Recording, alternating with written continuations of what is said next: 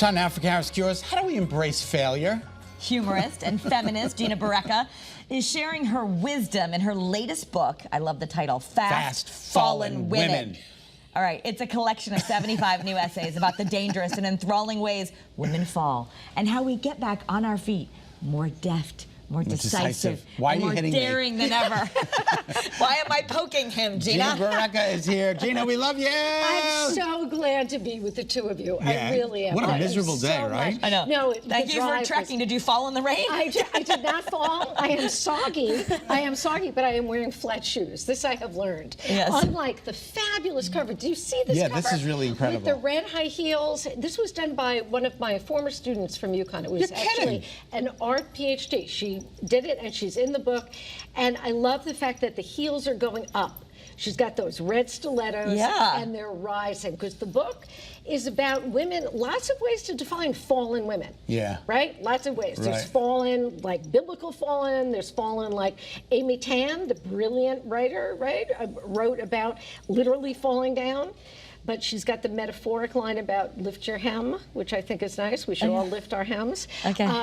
But they're about ways that women are, we consider ourselves failures no matter what we do. Men go through periods of self-reflection, and we've had 4,000 years of literature about that. But women who are just, we're afraid to say, I did this bad thing. And the bad thing goes from anywhere from, like, I ate a muffin. There are women who are like, I did something terrible today. It's like, did you sleep with your cousin? It's no, like, I ate a muffin. It's like, that's not a bad thing, okay? It's not a bad thing. Two stories about adultery. There were women who feel they were bad mothers, they were bad daughters, they were bad because they didn't become mothers, they were bad because they rose too high in their professions, they didn't rise high enough in their professions. Oh my God, there's so much guilt. So much guilt. And so this book is one big absolution. This is one story after another about how women got themselves out of that sense of guilt. And that's what it is. It's a series of essays. Yes, it's a series of nonfiction pieces they're all written for the book by Pulitzer Prize winner Jane Smiley, who wrote 1,000 Acres, by Amy Tan, by Caroline Levitt, who's a New York Times bestseller, How do you know all these people? You're so famous. I get around. I get around the block. I'm 66 years old. You look great. You look great. But no, I mean, I love that you're injecting humor in this, because, I think, I hope the older that we get, the wiser we become. And so I looked, to women like you who are a little farther ahead and be like, okay, we got to learn to laugh at ourselves, right? Is that something, that's an important skill that we need to learn, to fail and laugh at ourselves? Well, right, but with that laughter, not make fun of ourselves. See that laughter of, first of all, I'm not the only one who's done this. So there are, again, 75 essays. The writers go from age 20 to age 89. So this is a range. That's and a it's range. a genuinely diverse group. There are people who have, won every award you could get, and there are people who have never seen their names in print before, even though they may be in their 70s. Wow. So there are a lot of emerging writers, really as well as these, well-known writers, and they're all together. And the stories are about the stories. I said Fast Fallen Women gives whispered conversations a full voice. And then we're doing something nice that I have to mention, because a local salon, Headliners and Spa, Salon and Spa, great place. And we're doing an event so that I'm going to be there signing books, and half of the money that we make, and that is on October 5th. Half of the money that we make is going to the Terry Broder cancer survivors, cancer. And that's in Holland. It's on your screen right now. It's 4:30 to 6:30. You'll sign the books.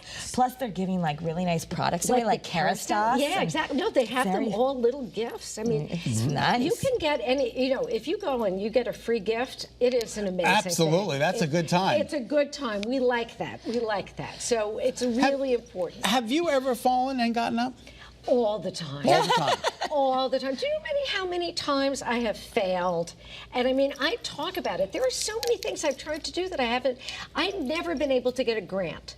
Really? No, I got all these books. I mean, that's when I learned to write books, because as an academic, you're supposed to get grant money. Right. And I applied for all these grants, and I kept getting turned down. And I thought, maybe I'll just go to the publishers. And the publisher said, oh, yeah, we'll give you money. Like, I paid off my student loans. Like, instead of getting a grant, You got to write a book. publishers. I got publishers to publish So you the book. found a workaround. Exactly. Well, that's what the book is about, is everybody who's found a workaround. It's like, okay, this didn't happen. This first marriage didn't work. You know, we're going to leave this first marriage. Right, exactly.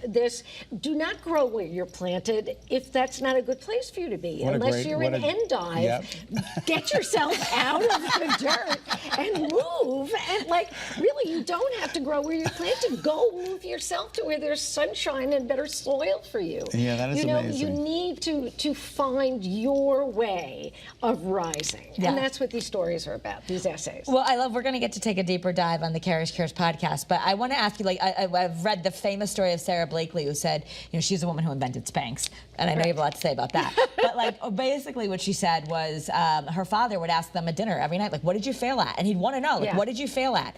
So this is kind of like flipping the culture Right. of like, we're supposed to be okay with failing. In fact, that's how people become successful. Well, failure is feedback.